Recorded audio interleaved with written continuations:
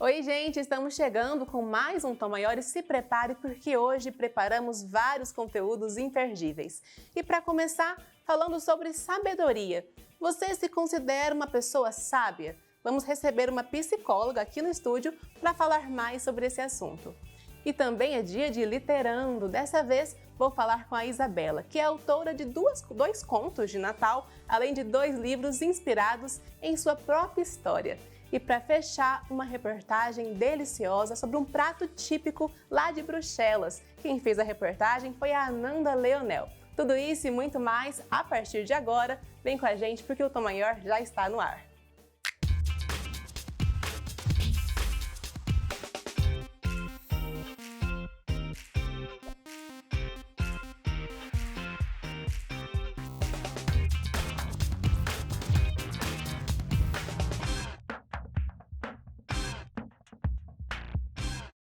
Tom Maior está no ar e hoje cheio de assuntos legais, tem literatura, psicologia, de tudo um pouquinho. Mas, gente, antes de começar, eu tenho que fazer a minha autodescrição. Eu sou Jéssica Lima, tenho a pele clara, os cabelos cacheados. Hoje eles estão presos, estou usando uma calça preta e uma camisa da cor rosa. E também eu quero lembrar você de nos acompanhar em nosso canal do YouTube. Lá você confere vários programas além do Tom Maior. Tem o Aperte o Play, Arana Repense, Pauta 1, Raiz Brasileira, vários programas imperdíveis e você confere tudo em nosso canal do YouTube. E agora falando já sobre o nosso tema desse primeiro bloco do Tom Maior. Muita gente nesse final de ano fica mais pensativo, né? Pensando nas escolhas que fez ou que não fez, pensando naquilo que tem que ser melhorado no próximo ano. E você já parou para pensar se você é ou não uma pessoa sábia? Para falar mais sobre essa palavra, né, sabedoria, eu converso agora com a Morgana Duarte, ela que é psicóloga e vai me ajudar a entender o que é sabedoria. Bem-vinda, Morgana. Olá, tudo bem? Obrigada. Então, vamos falar de sabedoria, né? Sabedoria nada mais é do que as experiências, né? Então, são experiências vivenciadas e a cada experiência nos faz mais sábio. Essa experiência, Morgana, ela pode vir ou não com o tempo, né? Não necessariamente pessoas mais velhas se tornam naturalmente mais sábias. Não necessariamente, né? Então, a partir das experiências vivenciadas, com certeza você iniciou aí falando sobre pensar, sobre refletir, né? Refletir sobre o que vivenciou, sobre como vivenciou. Então, essa reflexão nos traz a sabedoria. Ponderar os prós e os contras, né? O que tem a favor, o que não tem diante das situações vivenciadas. Isso nos faz mais sábios, com certeza. E até as crianças podem ser treinadas para ir adquirindo, né, ao longo das suas experiências, sabedoria. Então, talvez assim, um dos principais inimigos da sabedoria seria a impulsividade? Com certeza.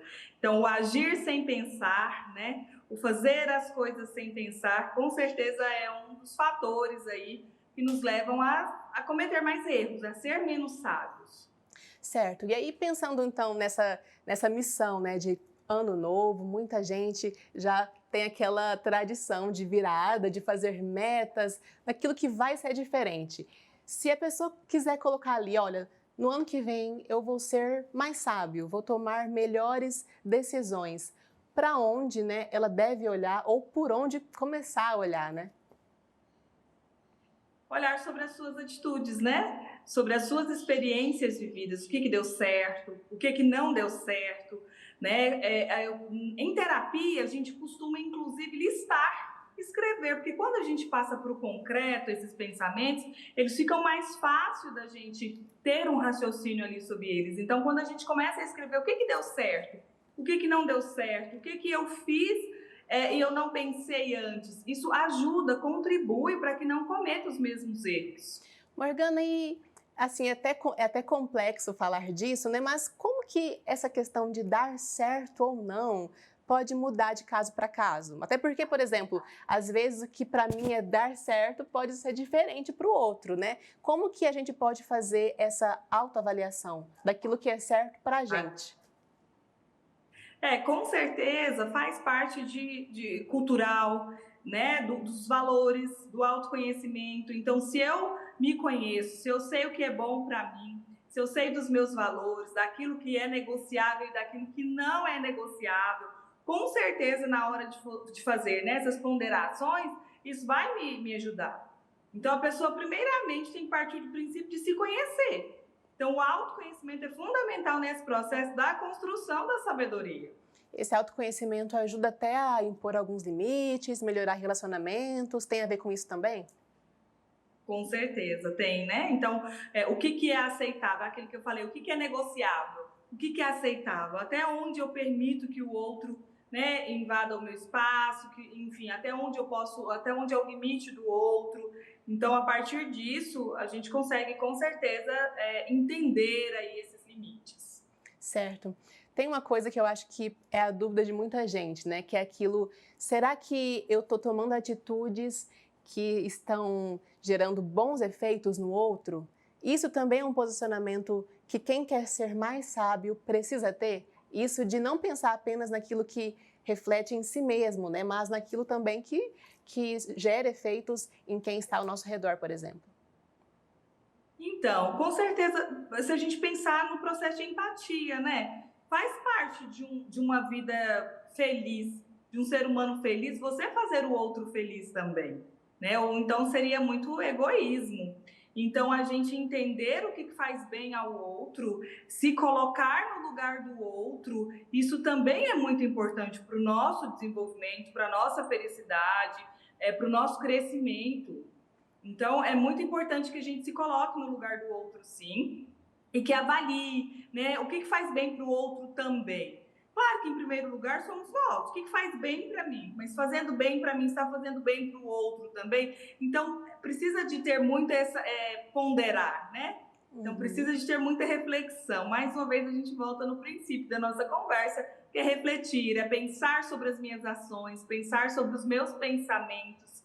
A gente faz muito esse treino em terapia também, né? De pensar sobre o que estou pensando, sobre o que estou sentindo. E nesse processo, escrever ajuda? Demais. Ajuda muito porque sai ali um pouco do abstrato, passa um pouquinho mais para o concreto. Esse final de ano a gente tem muito costume, né, de fazer listas, né, das metas, dos objetivos para o próximo ano. Mas quando a gente faz também esse processo de avaliar o que deu certo, o que não deu certo, isso ajuda muito, porque fica mais concreto.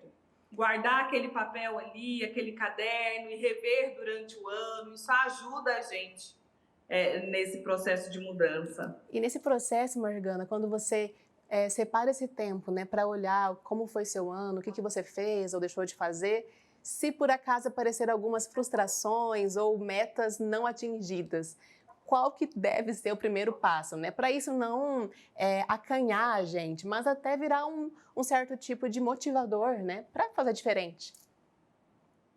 A entender que não somos perfeitos, né? Todos nós erramos e todos nós temos que ter a decisão de evoluir diariamente. Então, a evolução não é uma questão X, um dia tal, né? Um objetivo tal, mas é uma evolução que tem que ser diária. Então, não somos perfeitos. Avaliar o que não deu certo, por que não deu certo. Será que era o momento? Será que eu não estava preparada para aquilo? Essa pressa, então é uma coisa... Perdão, Morgana, eu ia perguntar da pressa, né? Essa pressa, então, em ter respostas atrapalha esse próprio autodesenvolvimento, né? Sim, a gente precisa respeitar os nossos limites, né? Até onde eu conseguir. Mas o principal disso tudo é que a gente trabalha muito com os nossos pacientes em consultório, em terapia, que buscam, né, de uma forma assim mais incisiva essa evolução, é no sentido da gente reconhecer o que a gente fez de bom. Então, reconhecer o que eu alcancei, o que eu consegui alcançar, isso motiva, me impulsiona a buscar aquilo que ainda não consegui alcançar. Então, respeitar os seus limites, aceitar, né, o que você ainda não conseguiu, entender o porquê, mas também reconhecer o que você já fez, né? E com certeza todos nós evoluímos diariamente. E em geral a nossa tendência é olhar só para os grandes feitos, né, Morgana? Sim. E esquecer daqueles pequenos passos, né? Pequenas conquistas que a gente teve ao longo do ano, né? Isso. Então, só de chegar ao longo do ano, só de chegar ao fim final do do ano, ano né? já é uma conquista muito grande, né? Então, nós cheguei até aqui, né? Caminhei aí muitos dias, né? Caí, levantei. Então, e reconhecendo isso é muito importante, motiva muito para a gente conseguir alcançar as próximas metas, os próximos objetivos. E até te perguntar também sobre a importância de errar, né, Morgana? Muitas vezes o erro, a falha, é ali um bom momento para a gente aprender e desenvolver coisas novas também na gente, né? Sim, o erro ele faz parte. Então, o bebê ele aprende a caminhar caindo. Então, primeiro ele cai, ele tenta, ele cai, aí ele vai entendendo, tendo noção corporal, entendendo ali sobre equilíbrio, vai experimentando e aí ele consegue caminhar. Então, assim é a vida da gente. O erro faz parte, né? Faz parte da gente enxergar o que deu certo, o que não deu certo, tentar de novo, tentar outra vez. Então, e faz parte errar para a gente conseguir acertar. Então, aceitar isso também ajuda muito, porque lidamos hoje em dia com muito perfeccionismo. Nossa, um errinho que a internet é prova viva disso, né? Uma blogueira, um errinho, uma fala, algo de errado que fez, ela já é muito recriminada e enfim. Então, a gente tem que começar a aceitar, a permitir que os erros aconteçam para que os acertos possam vir depois. Morgana, Então faz parte do nosso processo errar. É o crescimento, né? Morgana, para fechar, eu queria que você falasse se a pessoa, né, olhou, fez essa reflexão, essa autorreflexão e agora decidiu no próximo ano ser mais sábio. Por onde começar, né? Qual seria o primeiro passo, então, para começar a fazer diferente? A autorreflexão, autoconhecimento, se conhecer, conhecer os seus limites, até onde você consegue, até onde você não consegue. Então, você se conhecer, isso já é um bom caminho. Outro caminho importante é ter essa prática de pensar sobre antes, né, de fazer, pensar antes de falar. A humanidade hoje é muito imediatista, as respostas precisam vir muito rápido. As crianças hoje, elas preferem celular por quê? Pelas respostas rápidas, os jogos rápidos, a interação muito rápida. Então, nós precisamos parar, pensar, refletir, pedir opiniões, a escuta ativa, ouvir o outro, quanto isso é importante, né? Para que a gente possa ser mais sábio. Perfeito, Morgana, muito obrigada e bom fim de ano para você. Obrigada para todos que estão nos assistindo, para vocês também, que possamos ser pessoas mais, né, com mais sabedoria aí nesse 2024. Com certeza. Gente, agora nós seguimos falando de notícia boa. Chegou a hora do Cuca Fresca.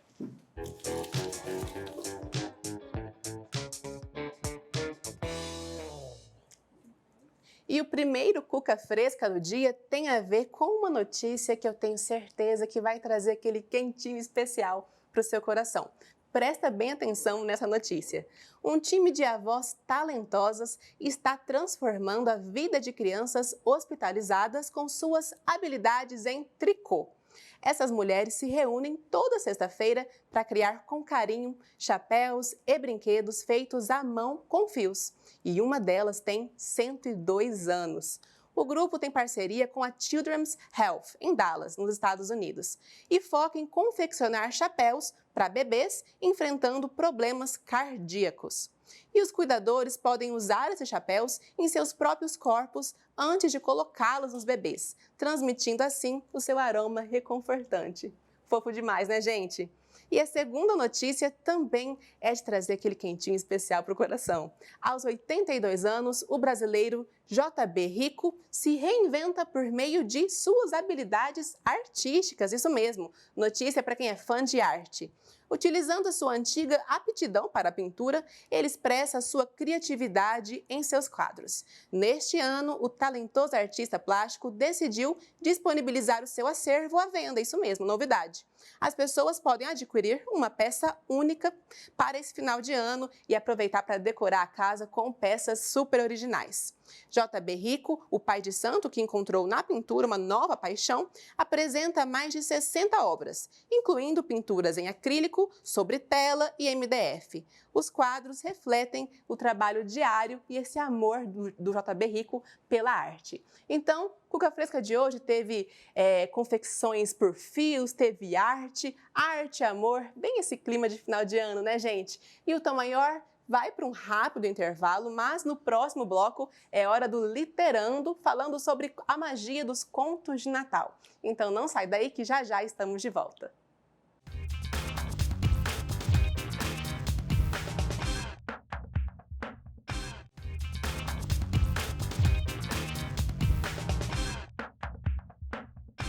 E estamos de volta com o Tom Maior. Estamos ao vivo na Sagres TV e também pelo nosso canal do YouTube, o Sistema Sagres.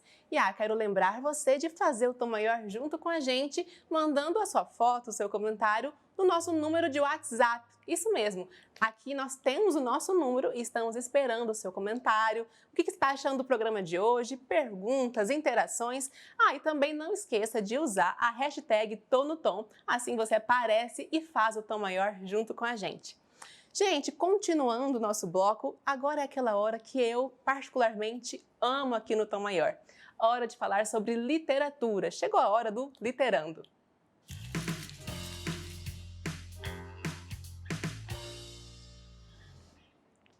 E nesse Literando tem um clima bem especial. Você já viu que o nosso estúdio está no clima natalino, clima de final de ano, as luzes já estão surgindo. E o que tem literatura, como que a literatura se relaciona com esse clima de Natal? Existem contos feitos nesse ambiente natalino. E quem ama também, assim como eu, o Natal é a Isabela, que publicou 2 contos ambientados no Natal, além de outras 2 obras inspiradas na sua própria história. Para conhecer mais sobre como isso funciona, eu converso agora com ela. Bem-vinda, Bela! Obrigada! Isabela, primeiro me conta a história do seu primeiro conto de Natal. Bom, então o primeiro conto começa com a história de Amélie. A Amélie, ela tem 7 anos, é uma história que conta a tradição de uma família que se passa quando eles fazem 7 anos. Então, assim que eles completam a idade, eles chegam na véspera do Natal e ganham um presente. Um presente que aparentemente não chama atenção em absolutamente nada, mas ele abre algo mágico, um envolvimento mágico, um mundo encantado, algo que a pessoa quando recebe, a criança quando recebe, ela não imagina o que seja. Então é muito legal, além de que o conto todo conta sobre uma família, a família da Amélie, que é a personagem principal, que fala o quanto eles são envolvidos com as tradições natalinas, desde culinária, a músicas, enfim. Então, todas essas referências que a gente acaba gostando muito, né, por conta da época do Natal, Sim. Elas se encontram no conto como um todo. E eu, particularmente, foi uma surpresa escrevê-lo, foi uma surpresa me envolver com a história, né? Porque, querendo ou não, a gente acaba se envolvendo, porque ela surgiu de repente, porque eu também, assim como a Amélie, também sempre amei o Natal e sempre tive esse envolvimento muito profundo. Então, poder colocar isso através de uma história, através de um conto, foi muito especial, assim. E você também faz parte desse universo de tradições natalinas? Isso na sua casa é algo também que se faz presente? Com certeza, assim, sem dúvida alguma. E agora que eu casei, eu sou recém-casada, desde o começo do meu namoro, eu e o meu marido agora, a gente procurou colocar algumas tradições que seriam importantes pra gente como construção da nossa família. Então, eu amo. Então, tem aquela tradição de torta natalina, tem toda a culinária, as músicas, a decoração, a árvore. A minha casa mesmo, assim que eu voltei da lua de mel, estava inteira decorada. Já estava no clima de Natal. Exatamente. Tanto que Bela, a gente gosta. eu anotei aqui o nome dos seus livros. Você comentou desse que agora vai ser um lançamento, né? Que é o Natal Mágico em Morgenrot. Estou falando certo?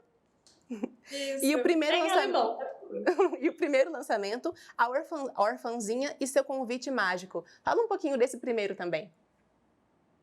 A Orfanzinha, ela tem um espaço muito, assim, pessoal e especial na minha vida, porque eu sou cristã. Então, apesar de ser um conto que não foca no cristianismo, Ao mesmo tempo, ele foca, porque é a minha vida, não tem como fugir disso. Então, conta a história de uma menina que ela não é órfã, mas ela se encontra nesse local porque ela é esquecida, ela não tem amigos, então ela faz tudo sozinha. Ela criou uma casa na árvore para ter o espaço seguro dela, onde ela tem o tempo de café, o tempo de livros. E de repente surge um convite mágico que a leva para um trajeto totalmente encantado, com canções, com coisas surgindo, e de repente ela se encontra com algo muito maior e ela descobre quem ela de fato é. Então, ele conta um pouco, querendo ou não, do cristianismo por conta disso, né? Dessa Sim. adoção que a gente acaba recebendo, deixando de ser órfão para ser filho. Então, por isso que ele é tão especial para mim. Bela, eu já te sigo nas redes sociais e eu sei que você, assim como eu, é fã do C.S. Lewis, que é um autor, Uhum. né, assim, quando o assunto é fantasia, ele é uma das referências, né, autor de Crônicas de Nárnia. E eu separei uma frase dele aqui que eu acho que tem tudo a ver com os seus dois livros. Ele fala assim: a criança não despreza as florestas reais, porque ele já leu sobre florestas encantadas. A leitura faz todas as florestas reais um pouco mais encantadas. Isso tem a ver com a minha pergunta para você, que é o seguinte: esses dois contos, apesar de trazerem crianças como protagonistas, não é uma leitura exclusiva para o público infantil, né? Não, nem um pouco. Puxando assim, muito, eu sou muito fã mesmo do C.S. Lewis, e tem uma frase que ele fala que é assim: um dia você se tornará velho o suficiente para voltar a ler contos de fadas. Então eu acredito muito nisso, que a história ela não tem uma idade. A história, vendo assim os meus contos, né? Eu me vejo lendo para os meus filhos futuramente, ao mesmo tempo que eu me vejo lendo e recomendando para pessoas da minha idade, mais velhas do que eu, porque a história ela é viva, a história ela possui algo que é mágico, que transforma o nosso ordinário em algo encantado, em algo mais belo, né? Eu acredito muito que a literatura, ainda mais a fantástica, né, que traz esse encantamento, ela desperta o belo naquilo que é tão comum pra gente, né? Como ele falou da floresta. Então, por muitos momentos, eu me imagino assim, no meu trajeto pessoal, né?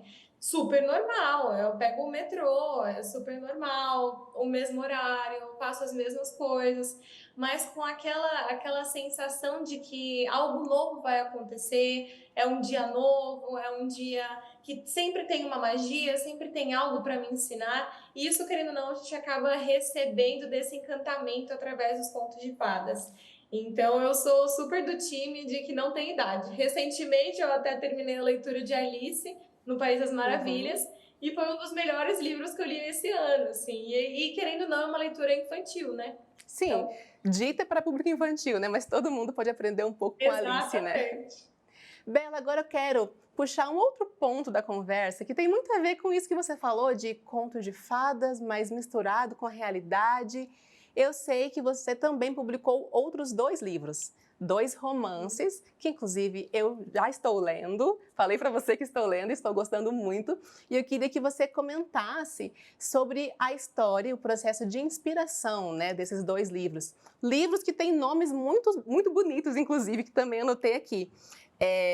Livros, Cafés e Torta de Nozes, o primeiro livro, né?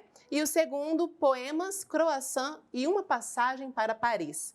Começando pelo primeiro, então, o que te inspirou a escrevê-lo? Eu sempre acreditei, eu fui assim, cresci nessa ideia de que eu escreveria um livro para o meu futuro marido. Eu tinha muito isso forte dentro de mim, conversava com Deus sobre isso. Eu só, obviamente, não sabia quando. Eu pensava que o meu primeiro livro seria publicado só com 30, 35 anos, enfim, não tinha pensamento para ser algo tão atual, né, Uhum. querendo ou não. Mas assim que eu noivei, eu comecei a escrever o primeiro livro e puxando alguns relances da nossa história de amor, daquilo que a gente estava construindo desde a amizade e toda aquela descoberta do amor, porque querendo ou não, puxando um pouco para a sinopse do livro, né? A Ellie e o Luca, ambos os personagens principais, eles estão em busca do amor, mas não no sentido de procurar um parceiro, procurar alguém para construir a vida, mas no sentido de encontrar algo na temática amor, amor maiúsculo, né? Com A maiúsculo. E então conta toda essa trajetória de descoberta pessoal até o encontro deles, até o momento em que eles se relacionam de verdade. E foi muito o que aconteceu comigo e com meu marido. Então tem alguns relances assim que é exatamente a nossa história, o nosso jeitinho, algumas coisas como aconteceram, algumas conversas. Então eu acho muito especial assim. Para mim, eu vejo os livros como memorial. Até quando a gente fala sobre leitura, ele pode se tornar um memorial do seu processo. Então, ter um memorial da minha história de amor, da história do meu casamento, né, querendo ou não, é muito especial. E o segundo livro, ele também conta a história, é a continuação exata, assim. Você terminou o primeiro, você pode continuar o segundo logo em seguida. E continua com a história da Ellie e do Lucas, só que amadurecendo o relacionamento.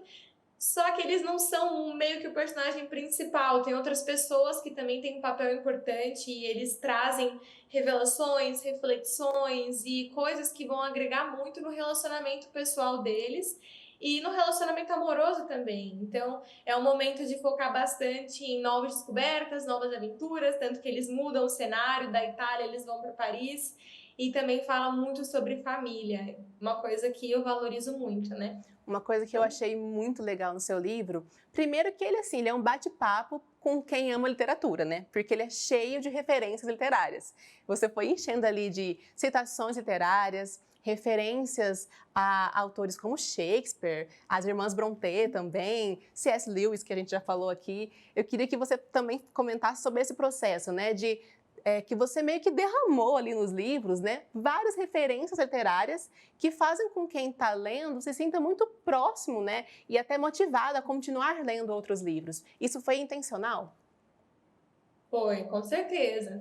Até porque eu acredito que nos dias atuais é difícil a gente estar consumindo literatura clássica. E é algo que eu amo, assim. E tem muito valor em todos os sentidos. Eu acho muito mágico, as palavras são bonitas. Então, eu acredito que, assim, tudo acaba trazendo uma beleza muito maior, né? Literariamente falando, e para a vida também. E eu pensei em colocar porque eu sou totalmente consumida pelos livros desde sempre, desde muito pequena, desde que comecei a ler. Eu comecei a ir atrás da biblioteca e eu enchia de livros. Só que a partir do momento em que eu li Hobbit, que é do Tolkien, meu autor preferido, depois vem o C.S. Lewis, mas Que a gente não inclusive conta são pra melhores ninguém. amigos, né? Uma curiosidade Exato! literária. E depois que eu li, eu tive um renascimento literário e eu falei, nossa, não, pera, eu não posso ficar com isso para mim apenas, eu não posso reter, eu tenho que arrumar uma forma de expandir aquilo que eu tenho, porque eu estava consumindo muita literatura e amando, e eu ficava, "Ai, eu quero compartilhar com mais pessoas." Então, ter colocado no livro foi uma referência à minha própria vida e à forma que eu vivo ainda hoje. E eu acredito que até o meu último dia de vida vou estar assim, apaixonada pelos livros. Também conta sobre os livros que eu estava lendo enquanto eu conheci o meu marido. Então, tem muitos livros que eles conversam sobre, que eram livros que nós conversávamos sobre também. E também tem esse pensamento, essa reflexão de não quero reter essa literatura tão valiosa, tão cheia de magia mesmo, em todos os sentidos, só para mim, não tem como. Então foi mais uma mistura assim desses 3 pontos. Sim, e inclusive você chegou a apresentar o seu livro, ou a ideia do livro, para quem hoje é o seu atual marido? Com certeza. Na verdade, assim, no começo eu não ia publicar nada. Ia ficar só com meu marido, ia dar de presente para ele. A minha ideia era entregar na hora dos votos do casamento, só que eu não consegui guardar surpresa. E aí ele começou a ler enquanto eu escrevia e ele chorava, chorava, se emocionava. E aí ele falou: "Não tem como ficar só comigo, a gente precisa publicar esse livro." E aí ele me ajudou com tudo, com todos os recursos possíveis. E aí a gente celebrou muito quando ele foi aprovado pela editora para publicação. E hoje em dia muitas pessoas contam vários testemunhos, né, de quantas coisas foram adicionadas na vida pessoal delas. Então valeu muito a pena, assim. Não tem como reter uma coisa boa pra gente, assim, não tem. Eu acho que você, assim como a sua protagonista, né, a Ellie, tem essa coisa de ser vulnerável, né, e de querer transparecer sentimentos por meio das palavras, né? Então você acha que essa missão foi bem cumprida? Eu acredito que sim, eu acredito também que a vulnerabilidade ela é uma porta para algo muito maior, assim, dentro das pessoas e dos relacionamentos também. Eu acho que é isso que gera intimidade, conexão de verdade. Então é uma coisa que eu não abro mão. E eu pensei assim, tem uma frase que agora eu não vou lembrar quem foi que falou, mas que me marcou muito quando eu li, que dizia assim: escreva livros dos quais você gostaria de ler. E eu peguei isso para mim e falei, eu quero ler um livro onde eu vou me sentir num café com a escritora, onde eu vou me sentir num café com os protagonistas, e eu quero escrever dessa forma, como se fosse um diálogo vulnerável mesmo, que vai me fazer refletir também. E ouvir todas as pessoas, o que elas falam sobre após a leitura ou durante a leitura, me faz pensar que eu cheguei nesse lugar de, a minha vulnerabilidade não foi em vão, eu acredito que ela gerou algo, como sempre gera. Com certeza. Isabela, estou terminando o primeiro livro, já estou ansiosa para começar e terminar o segundo. Parabéns pelos seus livros, parabéns pelo seu amor pela escrita, que com certeza transparece na hora que a gente lê as suas histórias. E já estou ansiosa para qual vai ser a terceira cidade, né? Porque do primeiro livro é Itália, segundo livro Paris, terceiro livro já tem uma ideia de onde vai ser?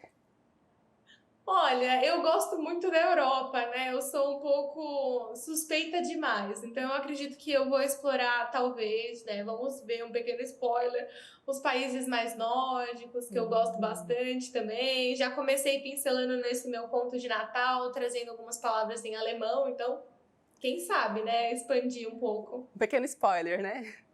É. Isabela, muito obrigada por participar aqui do Literando e volte mais vezes. Foi uma honra, muito obrigada pelo convite. Gente, agora então vamos para o final desse segundo bloco, mas no próximo bloco tem mais aqui no Tom Maior, hein? Então fique aí, já já, Tom Maior está de volta.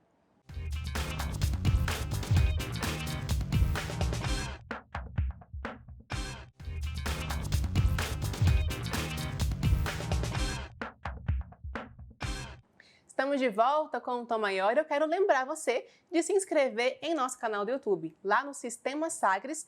E depois de se inscrever, você vai estar ajudando a gente a alcançar quase 100 mil inscritos. Então, vai lá e aproveita para ativar o sininho e ser avisado toda vez que um novo conteúdo for publicado lá no nosso canal.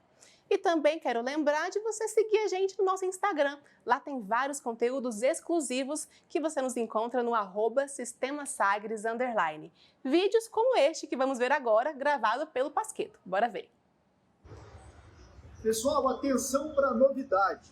Os debates esportivos, uma marca registrada da comunicação em Goiás. Lembra que ele virou podcast? E agora também em videocast. Tá bem legal. Sempre com temas interessantes que envolvem todas as modalidades esportivas. Eu estou nessa, junto com o companheiro Charlie Pereira. Estaremos no youtube.com, aqui Sagres TV, e também na Sagres TV aberta, canal 26.1, e eu conto com a sua audiência. Então, lá no nosso perfil, o @sistemasagres_, você confere as novidades como essa que o Pasquetto trouxe, a estreia do Debates Esportivos na televisão. Inclusive, por falar em novidade, quero trazer agora o Outros Mundos, o nosso quadro que traz várias curiosidades de diversos países espalhados pelo mundo. Bora ver hoje uma curiosidade sobre Luxemburgo.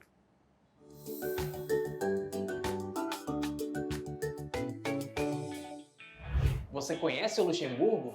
Não estou falando do técnico de futebol Vanderlei Luxemburgo, conhecido aqui no futebol brasileiro. Estou falando do país Luxemburgo, uma pequena e rica nação da Europa Ocidental, cercada por Bélgica, França e Alemanha. E além da língua local, do francês e do alemão, os 3 idiomas do Luxemburgo, você também pode ouvir um sotaque bastante familiar pelas ruas do país, por conta de uma combinação de fatores históricos, migratórios e econômicos. Existem muitos luxemburgueses com nacionalidade portuguesa.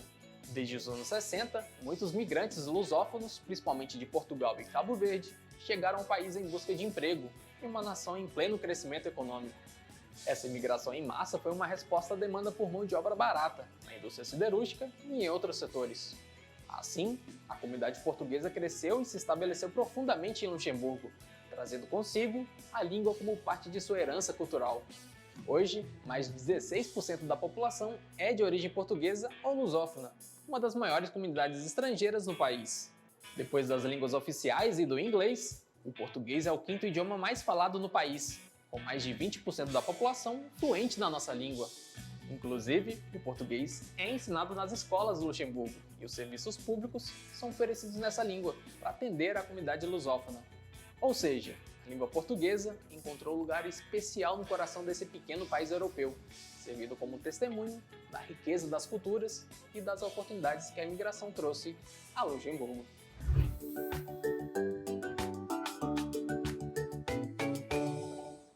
Muito legal, né, gente? Eu amo esse quadro porque eu sempre gosto de ficar sabendo das curiosidades de outros países, outras culturas. E se você tem uma curiosidade que quer ver aqui no Tom Maior, quer que mais gente saiba, manda pra gente no nosso WhatsApp ou no nosso Instagram, no @sistemasagres_. E por falar em outros mundos, agora, se você tá com fome, se prepara.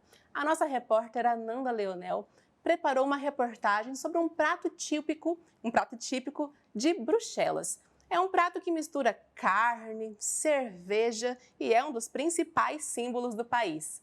Ele é servido em um restaurante que fica em Goiânia, que foi criado por um empreendedor que saiu lá da Europa e decidiu unir o melhor dos dois mundos, digamos assim, a cultura goiana e a cultura europeia. Bora ver então o resultado nessa reportagem.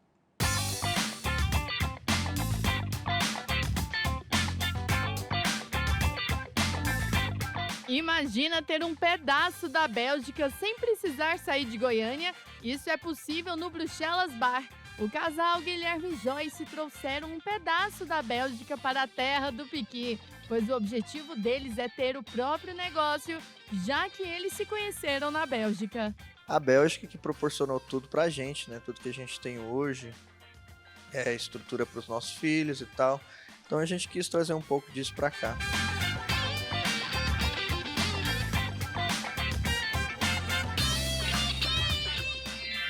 A Bélgica é famosa pela batata frita, chocolates, waffles e cerveja. Além disso, foi um grande desafio para o casal embarcar nessa jornada. Esse foi um dos maiores desafios em trazer esse restaurante para cá. Por quê? A culinária belga, ela não é tão forte. Eu não consigo te dizer um prato principal extremamente belga, entendeu? Então a gente trouxe principalmente as batatas fritas, porque todo mundo acha que foi os americanos que inventaram, mas foram os belgas.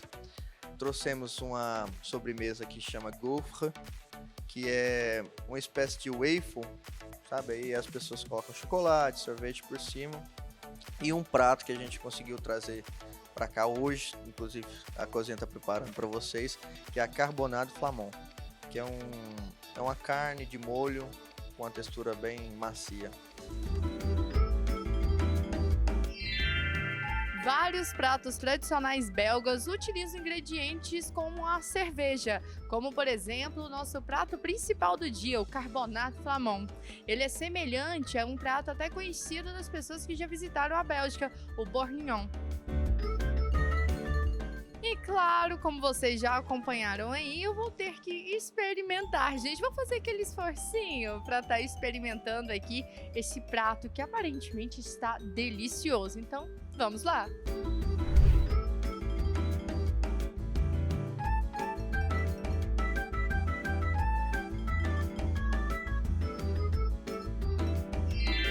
Realmente a cerveja daquele tempero especial. Bom, agora eu vou terminar de comer, né, gente?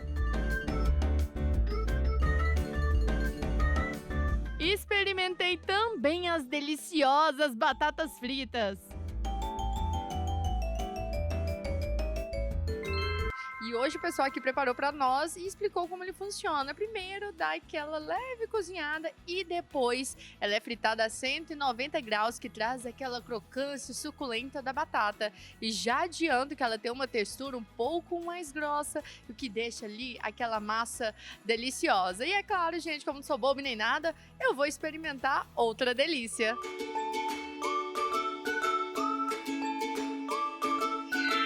E para finalizar, aquela sobremesa! Os waffles de Bruxelas são uma das grandes atrações da gastronomia belga. com direito a chocolate, frutas e sorvete.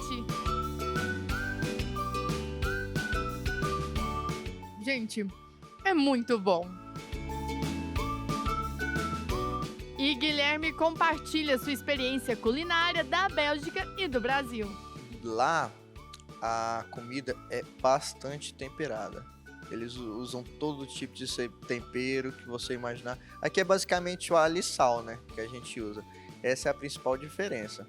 E aqui a gente gosta de acrescentar muitas coisas. Fica gostoso, sabe? Por exemplo, a pizza, se você pegar na Itália, é bem diferente daqui. Nossa pizza é recheada.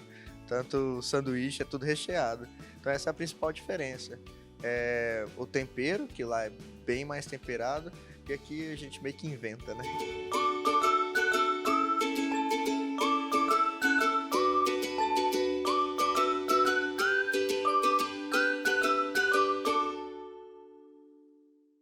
Eu confesso que depois de ver esse prato, fiquei com vontade de experimentar esse prato típico de Bruxelas, né, gente?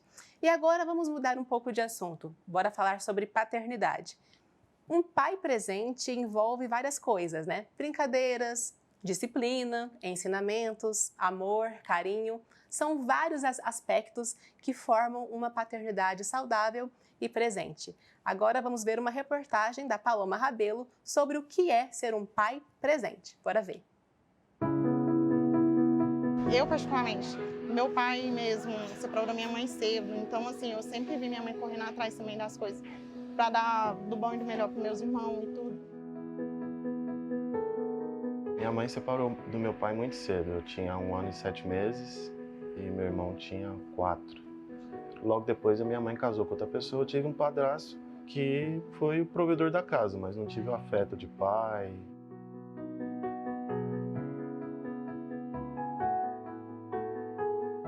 Incentivava e também, como criança e adolescente precisa, às vezes também, ele era firme também nessa parte. Ao mesmo tempo que ele incentivava, mas ele também sempre deixou muito claro que a parte de estudos, a parte de ter comprometimento com a vida toda, né, com os compromissos, mas de levar muito a sério a parte de estudo e com certeza foi por isso que foi tudo caminhando bem. A minha relação com meu pai era muito distante, porque a criação antiga a gente não tinha tanta liberdade para abraçar, para dar um carinho, e era outro tipo de geração. Como deveria ser a relação entre pai e filho? Com carinho, respeito, educação, brincadeiras e ensinamentos. Ter um pai presente é essencial para proporcionar um crescimento saudável para a criança. Mas, infelizmente, existem muitas pessoas que crescem sem a presença paterna. E isso pode trazer diversas inseguranças para o adulto do futuro. A experiência que eu tive com a paternidade durante a infância e a juventude foi um pouquinho traumática, foi o que me deu um pouco de medo quando minha esposa falou que ela estava grávida.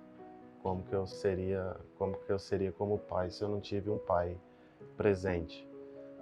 Isso foi uma das, digamos assim, um dos dilemas que eu tive durante o início da paternidade. Mesmo com tantas preocupações sobre ser o melhor pai para o pequeno Jonatas, é perceptível o carinho que o Paulo tem com o filho. Ele conversa, tem paciência com o menino, ensina e brinca bastante. É um trabalho contínuo que vai sendo aperfeiçoado a cada dia. E essa aqui, quem que é?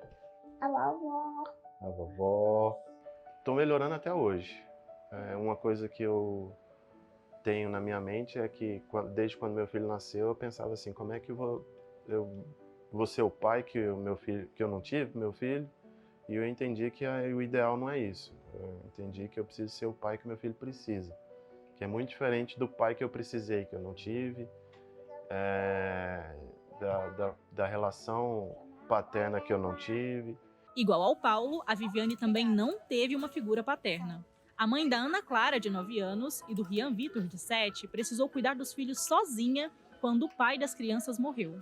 Para isso, a Viviane tem 3 empregos. Meio de semana, segunda a sexta, eu trabalho como auxiliar administrativo, numa empresa privada, né, com carteira assinada. Aí, lá eu trabalho das 8 às 18. Na parte da manhã eu deixo os meninos na escola, aí eu pago uma van, né, eu deixo eles de manhã na escola e vou trabalhar. Aí na parte do horário do almoço, que é o horário que eles saem da escola, a van busca eles e deixa eles lá em casa. Que aí eles ficam na parte da tarde com a minha mãe. Pra mim, tá até eu chegar de serviço. Aí, final de semana, eu trabalho com feira, né? Faço feira. Trabalho como caixa aqui na pastelaria, no sábado e no domingo. E ainda trabalho com locação de brinquedo, pula-pula, esse trem assim. A realidade da Viviane não é diferente da de milhares de mães brasileiras, que carregam a responsabilidade de criarem os filhos sozinhas. Mudou a responsabilidade, porque antes eu, querendo ou não, quando ele estava aí, ele sempre me ajudava com olhar eles, ficava mais com eles durante o dia para mim estar trabalhando. Então, assim, eu não tinha tanta pressão de estar fazendo tudo sozinha, entendeu? Aí hoje não, hoje eu sei que é eu e minha família, em questão de cuidado, de ensinamento, mas questão financeira, roupa, calçada, esse trem assim, então a alternativa é correr, até mesmo para dar como se diz que eu vou falar? Um suporte melhor para eles. A importância da presença paterna vai muito além daquilo que a gente costuma imaginar. É o caso do seu Borborema e do Yuri, onde a relação dos dois é tão profunda que o filho decidiu seguir os passos do pai. Foi por ele que eu conheci, ele já era desenvolvedor de software, ele foi pioneiro na área dele em desenvolvendo software e foi observando ele em casa, os livros, tudo que ele fazia, que eu fui descobrindo que eu gostava também. Então, sem dúvidas, muito do que eu decidi na minha profissão foi por influência dele, sim. O Yuri conta que à medida que foi crescendo, enxergava o pai como um herói. E ter o senhor Borborema como referência foi um processo muito natural. Eu via muito como meu exemplo, acho que como uma segurança também, um porto seguro, né? Foi sempre quem me colocou no caminho, sempre quem foi me podando para eu me tornar o homem que eu sou hoje. Yuri e Borborema seguem juntos durante toda a vida do jovem. O pai sempre teve paciência ao ensinar o filho. Agora os papéis se invertem um pouquinho. É uma sensação muito boa, porque se antes eu ensinava para ele, hoje é ele que ensina para mim. Tenho muito orgulho, principalmente pela responsabilidade que ele tem com a profissão dele e pelos ensinamentos que eu dei para ele, que ele segue piamente. Ter uma paternidade ativa e afetuosa contribui para o desenvolvimento emocional e cognitivo das crianças. A sociedade está reconhecendo mais a cada dia a importância de uma participação engajada e igualitária na criação dos filhos. Eu vejo que a paternidade ela é algo fundamental na vida da criança, tanto no ensinamento, educação, financeiramente. Eu acho que completa uma formação, uma parte essencial da formação do caráter, da formação de ter limites, de ter firmeza.